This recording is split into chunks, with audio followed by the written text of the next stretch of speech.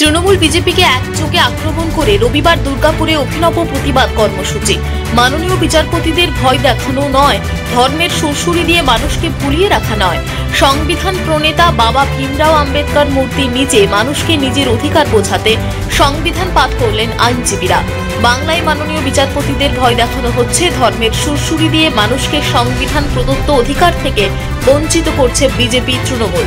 দেশ তো বটেই, বাংলায় বর্তমানে বিপন্ন সংবিধান।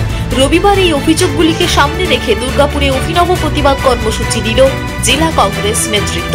মানুষকে সংবিধানে প্রদত্ত মৌলিক অধিকার সম্পর্কে সচেতন করতে সংবিধান পাঠ করলেন বিশিষ্ট আইনজীবীরা। সব ধর্মের মানুষকে সাথে নিয়ে আজ দুর্গাপুর ইস্পাত নগরীর এ জোনে হর্ষবর্ধন রোডে সংবিধান প্রণেতা বাবা ভীমরাও আম্বেদকরের মূর্তির নিচে সংবিধান পাঠ করলেন আইনজীবীরা। সব ধর্মের মানুষকে নিয়ে তৃণমূল ও বিজেপির বিরুদ্ধে এই অভিনব প্রতিবাদ কর্মসূচি জেলা কংগ্রেস নেতৃত্বের। গীতা পাঠ বা ধর্মের বেড়াজাল নয়, মানুষকে ফিরিয়ে দিতে হবে তার মৌলিক অধিকার। প্রতিক্রিয়া জেলা কংগ্রেস সভাপতি দেবেশ চক্রবর্তীর।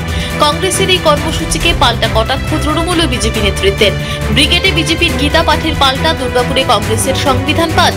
কংগ্রেসের সংবিধান পাঠকে সমর্থন করে বিজেপিকে বিঁধলেন রাজ্যের পঞ্চায়েত, গ্রামোন্নয়ন ও সমবায় মন্ত্রী প্রদীপ মজুমদার। বিজেপি আক্রমণ করে বলেন, ওদের পাপ দূর হোক ভারতবর্ষ থেকে। রাজনৈতিকভাবে আমরা গীতাকে ব্যবহার করি না। ব্রিগেডে কুরুক্ষেত্রের মাটি এনে লক্ষ কণ্ঠে গীতা পাঠ শুরু হচ্ছে। বিজেপির গীতা পাঠকে ঘিরে রাজ্য রাজনীতির পারদ চড়ছে। ধর্মের উস্কানি দিয়ে সাধারণ মানুষকে ধর্মের বেড়াজালে আবদ্ধ করতে চাইছে বিজেপি। সাধারণ মানুষের কণ্ঠ রোধ করা হচ্ছে, এই অভিযোগ তুলে দুর্গাপুরে ডক্টর বি.আর. আম্বেদকরের পাদদেশে সমস্ত ধর্মের মানুষকে একত্রিত করে সংবিধান পাঠে জাতীয় কংগ্রেস। সংবিধান পাঠ করেন কংগ্রেস সমর্থিত আইনজীবীরা। পশ্চিম বর্ধমান জেলা কংগ্রেসের সভাপতি দেবেশ চক্রবর্তী বলেন, দেশের মানুষকে জাগ্রত করতে এবং বিজেপির ধর্মের উস্কানির প্রতিবাদে তাদের এই সংবিধান পাঠ। এদিকে রাজ্যকে বঞ্চনা করছে বিজেপি, এই অভিযোগ তুলে দুর্গাপুরের ইস্পাত নগরী জুড়ে বাইক মিছিল তৃণমূলের। এই বাইক মিছিলে যোগ দিয়ে রাজ্যের পঞ্চায়েত, গ্রামোন্নয়ন ও সমবায় মন্ত্রী প্রদীপ মজুমদার বলেন, চেয়েছিলাম কর্ম দেখাচ্ছে ধর্ম। গীতা তো আমরাও পাঠ করি, কিন্তু রাজনৈতিকভাবে গীতাকে আমরা ব্যবহার করি না। এই পাঠ করে যদি ওরা অনৈতিক শাসনের হাত থেকে এবং গণতন্ত্রকে লুণ্ঠিত করার হাত থেকে রক্ষা করে, তাহলে আমরা গীতার যথার্থ ফল পাবো। সংবিধানকেও হত্যা করছে বিজেপি, তীব্র কটাক্ষ করেন তিনি। এবং রাজ্য সরকার দৃষ্টি ঘুরিয়ে দিচ্ছে। মানুষের দিন প্রতিদিনের চাল, ডাল, রান্না গ্যাসের দাম বাড়ছে, বেকারদের চাকরি নেই, একটার পর একটা ইন্ডাস্ট্রি বন্ধ হচ্ছে, কৃষকরা তাদের ধানের ন্যায্য মূল্য পাচ্ছে না, তার উপরে সংবিধানের উপর অ্যাটাক হচ্ছে। আজকে হাইকোর্ট, সুপ্রিম কোর্টের বিচারপতিদের চমকানো হচ্ছে, ধমকানো হচ্ছে, তাদের বিভিন্নভাবে প্রভাবিত করার চেষ্টা হচ্ছে, বিরোধীদের কণ্ঠকে রোধ করা হচ্ছে। পার্লামেন্টে 145 থেকে 50 জন সংসদকে, যেটা গণতন্ত্রের মেন পীঠস্থান, সাংবিধানিক যেটা কাঠামো তৈরি হয়, সেইখানে আঘাত এনেছে এবং দেখা গেছে তাদের বহিষ্কার করে দেওয়া হচ্ছে। স্বভাবত আমরা দেখেছি কেউ রাম মন্দির বানাচ্ছে, তো কেউ জগন্নাথ দেবের মন্দির বানাচ্ছে, কেউ গীতা পাঠ করছে, তো কেউ চণ্ডী পাঠ করছে। ধর্মের বেড়াজালে সমস্ত মানুষের দিন প্রতিদিনের সমস্যাকে ভোলানোর চেষ্টা হচ্ছে। তাই আজকে আমরা অঙ্গীকারবদ্ধ হয়েছি, ভারতবর্ষের যে ধর্মনিরপেক্ষতা, ভারতবর্ষের যে সংবিধান, সেই সংবিধান এবং গণতন্ত্রকে প্রতিষ্ঠার জন্য যার নেতৃত্বে এই সংবিধান রচয়িতা হয়েছিল, সেই বাবা সাহেব আম্বেদকরের মূর্তির পাদদেশে আজকে আমরা সংবিধান পাঠ করে ভারতবর্ষের গণতন্ত্র, ভারতবর্ষের সংবিধানকে রক্ষার লড়াই শুরু করেছি। গীতা পাঠের লক্ষ্যকণ্ঠে গীতা পাঠের যে অনুষ্ঠান, এটা কোনো রাজনৈতিক দল করছে না, আমি এটাকে খণ্ডন করছি। এটা আমাদের যারা সনাতন ধর্ম অবলম্বী, বিভিন্ন মঠ মন্দির, বিশ্ব হিন্দু সেবা পরিষদ থেকে শুরু করে অনুকূল ঠাকুর থেকে বিভিন্ন যারা সেবা প্রতিষ্ঠান রয়েছে সনাতনী ধর্মের, তারা আয়োজন করছে। ভারতীয় জনতা পার্টি এটা আয়োজন করছে না। আর দ্বিতীয়ত কথা বিষয় হচ্ছে, কংগ্রেস তো এর আগেই রামকে বলেছিল কাল্পনিক। আজকে রাহুল গান্ধী যখন ভোটের প্রচারে যাচ্ছে, ভারত জোড়ো যাত্রায় যাচ্ছে, তখন কেন বারবার পৈতে দেখাতে হচ্ছে?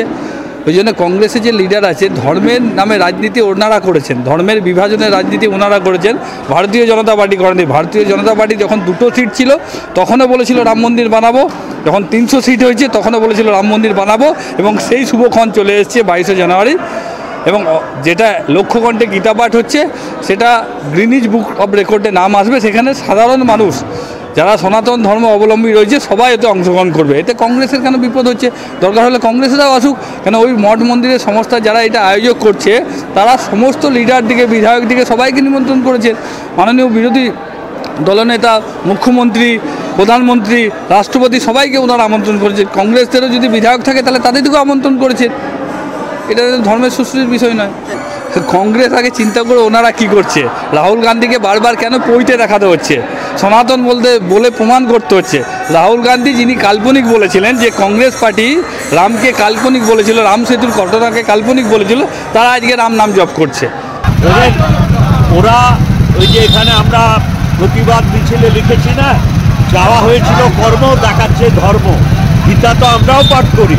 এই কদিন আগে আমি মায়েসে গিয়েও গীতা পাঠ করে এসেছি।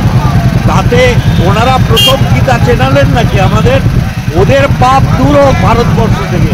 সেই পাঠ ওরা করে যদি আমাদের দেশকে অনৈতিক শাসনের থেকে এবং গণতন্ত্র সুরক্ষিত করার এই প্রয়াসকে ব্যর্থ করে, আমরা তাতেই তৃপ্ত হব।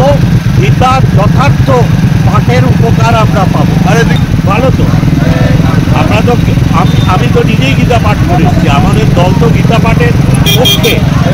মানে কংগ্রেস রাজনৈতিকভাবে আমরা গীতাকে ব্যবহার করি না। কংগ্রেস সংবিধান পাঠ করছে, কংগ্রেস আজকে ভালো তো, কারণ সংবিধানও তো হত্যা করছে এই বিজেপি। কাউন্টার করার জন্য কেউ যদি সংবিধান পাঠ করে তারও আমি পক্ষপাতিত্ব নয়, তারও আমি পক্ষ নিতে পারবো না। সংবিধান পাঠ একদিন নয়।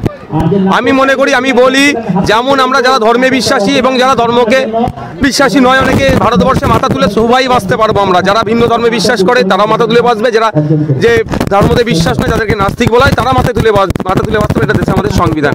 কিন্তু যারা আমরা ধার্মিক, দেখবেন আমরা প্রত্যেকে বাড়িতে ধর্মগ্রন্থ রাখি, মাঝে মধ্যেই পড়াশোনা করি।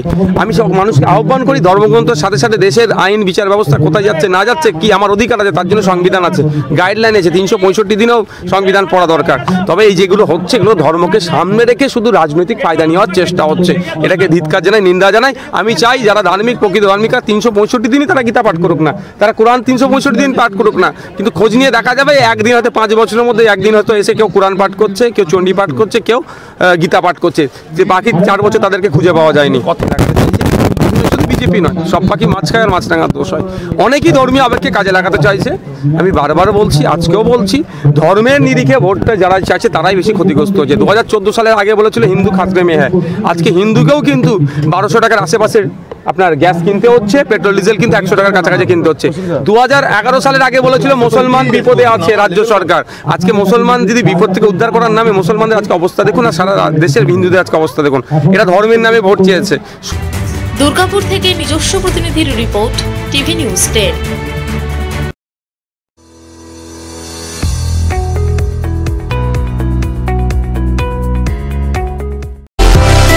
সুলভ সঠিক চিকিৎসার একমাত্র প্রতিষ্ঠান বিবেকানন্দ হসপিটাল। 24 ঘন্টা emergency service, blood bank, trauma care. আপনাদের সেবায় আমরা তৎপর।